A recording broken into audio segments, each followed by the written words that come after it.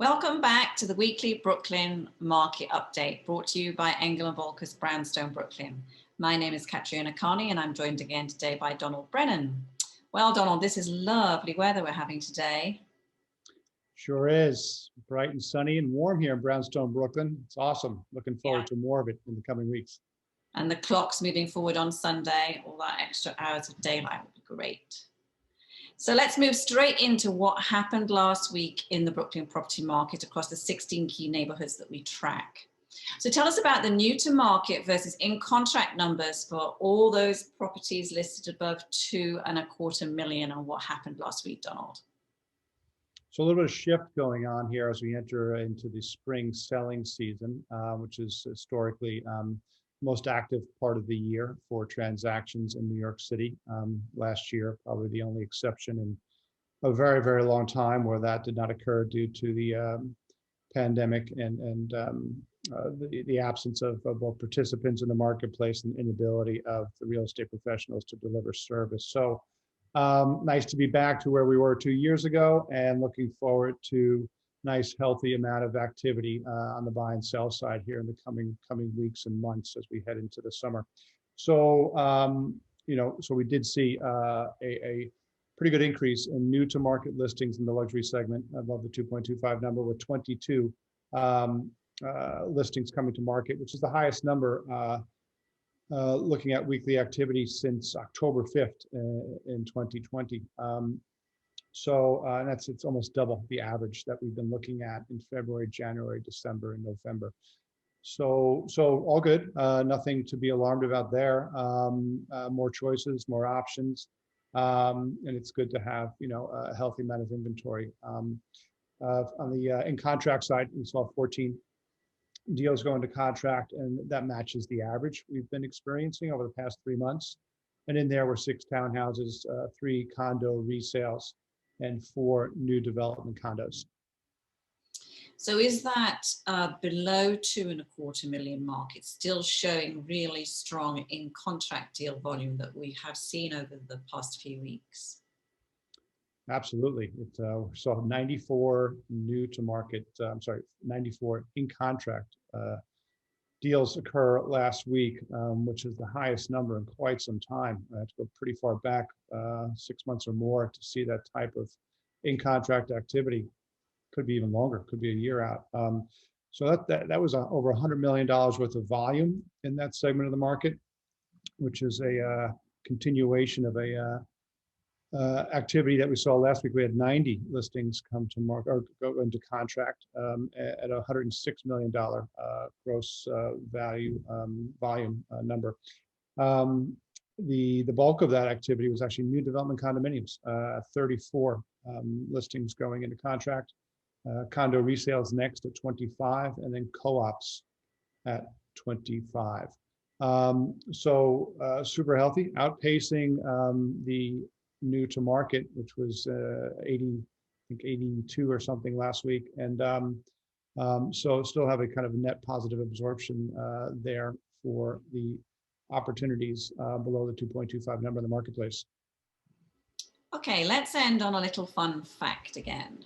Last week we started this where we talk about a real estate question that we frequently get asked by our clients and help to explain it. This week we want to talk about how new to market listings are actually distributed to the public and the brokerage community. This is a really hot topic because of all the people out there who desperately want to see something first before anyone else sees it and everyone gets a chance to actually go in there and look at it. So Donald, talk a little bit about this and help people to understand how it actually works and why it's important. Well, lots of different platforms here that people look at or subscribe to or lean on to see what's newly available or out there in the marketplace.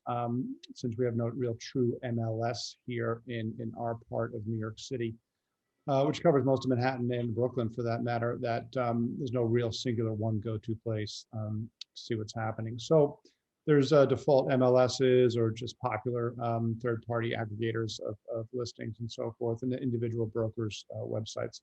So lots of different ways that the information comes out and some different timelines associated with how those listings are put in front of the public. So, and it's been that way for forever, and people just are used to that. So, and that's fine. We don't, our value add here as a knowledgeable market participant for 25 plus years is what we bring to the table for our clients. And we'll talk about the buy side here of understanding what is on offer, and really being informed when you go look at something, not necessarily being the first in the door. That's fine if that happens, not a necessity. Most sellers, most agents I know will certainly cultivate all interest in any particular listing to make sure that they have not left anything uncovered. And so there's nothing really to being first, second, or third in the door. So no fear, nobody should have fear there. It's more about being informed, being knowledgeable about what, an agent on the sell side may never share with you about, being able to ask the right questions, do the due diligence if necessary.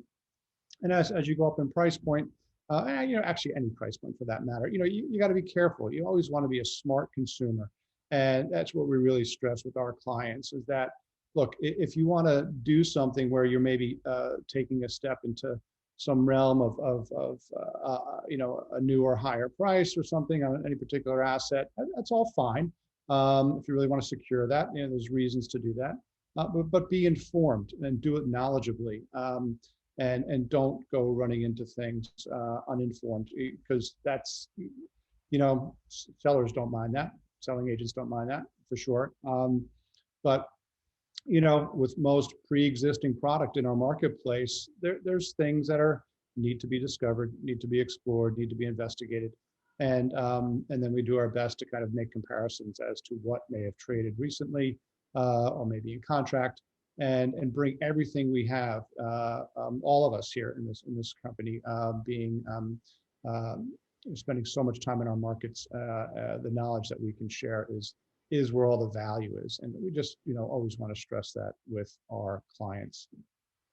Definitely. I always come back to the, you don't know what you don't know, and don't be concerned about that, because at the end of the day, that's why we're here, to help answer that question and ensure that it does get asked.